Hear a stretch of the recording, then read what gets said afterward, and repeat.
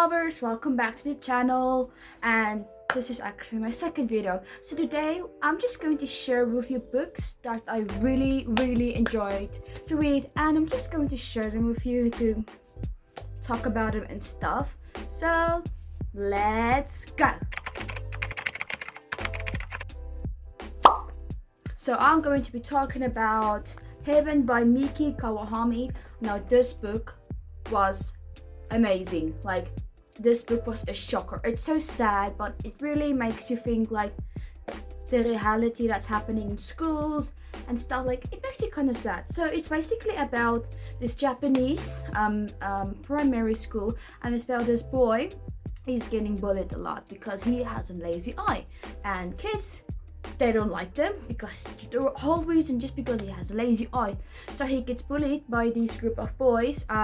They're really mean to him, so they just like bully him and like humiliate him in front of other people, which is just sad. And then one day he just got this letter under his desk where like you can like read stuff, where I put his books. So then he saw this letter: "We should be friends." Now first he thought, okay, this letter must be from the bullies because who the hell wants to be friends with me? So then he just like ignores it and like goes on with his day, being bullied and stuff. But then every day, more and more, he gets letters like ask him, how are you, what are you doing?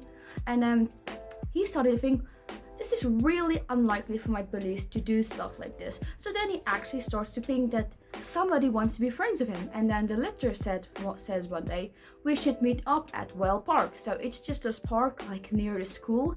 And then after school he went there, and then he saw this girl, and she is also actually in his class, and she also gets bullied a lot because she like stinks, and her clothes is always filthy and dirty, and her hair is always greasy, but she's actually so sweet.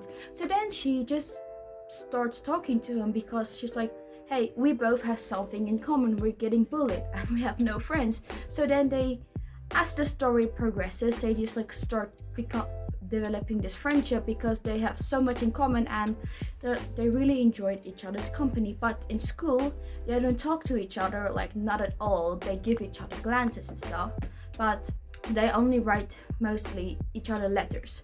Now he loves to read her letters because they write literally to each other every day, just like, hey, how are you doing, I'm thinking about this and that and etc. And he just loves to read her letters all the time. Like when he's bored at night, he starts to read her letters over and over again because he just loves the handwriting and stuff. And she also loves to read his letters, so that's how they communicate most of the time. And they all would really often like not often, they would like meet eventually and talk to each other, but their friendship actually developed through these letters. One day she just asked him, we should go to this art museum together, and he's like, yes. So then they take the train, and he's like, he sees her, he sees him. Then they go to this museum where this painting Heaven is, and she explains to him the meaning of this painting.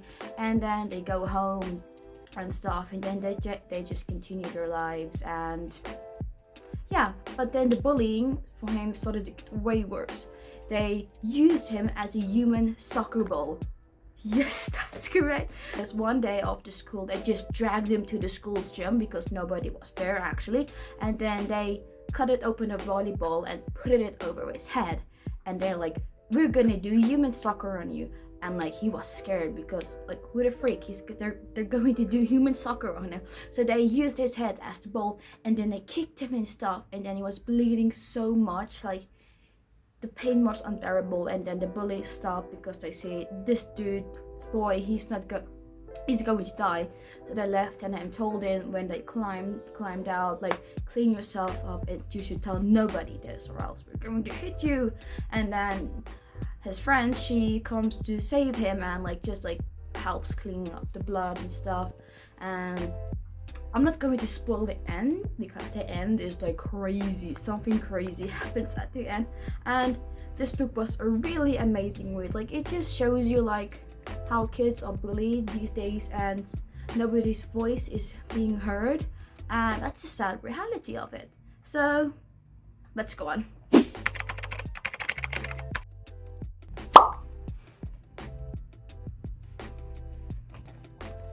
Alright, next book is No Longer Human by Osamu Dazai. Now this book, I know this book talk actually told me to get this book, and now Osamu Dazai is actually my favorite book author now. I have basically all of his books, but I will discuss that in the next video. No Longer Human is about this dude Osamu Dazai's life actually, and this is like his diary he wrote into a book. My favorite quote of him is, "Mine has been a life of much shame. I can't even guess myself what it must be to live the life of a human being." Now, I love this quote so much, and there's like also really nice quotes in this book. Now, Zai, when he grew up, he had an awful. He grew up, his life was actually a living hell. He grew up in this rich household, his father, and everybody was rich, and they all lived in one big house because this also happened in Japan. And since he was a kid, he never felt like he was a human being. He's like he feels like he's like the outcast, and he's always putting on this mask. Not the physical mask, but mentally, and he always acts happy and this silly, goofy guy, like always happy, but deep down inside, he's suffering so much because the house people, like the cleaning maids and stuff, like actually harassed him all the time, and like he couldn't tell his father because he knew like the maids would just say he's lying, so he did nothing about it, and that's the sad reality. So he just grew up like looking happy toward people, but he's actually really sad and depressed. So when he grew up, finally went to college, he went to art school, and his father was like really disappointed, like how could he become such a man. He wanted his son Dazai to become a strong and powerful man, and now he's doing art school. But when Osamu Dazai was young, he always found that peace when he was drawing and stuff like that. Then he met this dude when he was in college, and that's where his life kind of went down. He became an alcoholic, he slept around with women, and that's basically it. I'm not going to spoil it too much what happens in the end, but yeah, this book just shows you how sad somebody's life is, and like you never know how sad somebody is because like they were like wearing a mask and there's nothing you can do about it. So that's it. So thank you guys so much for watching this video. It's a short one, but I'm going to end it here. Make sure to like and subscribe and watch the next video. Bye bye.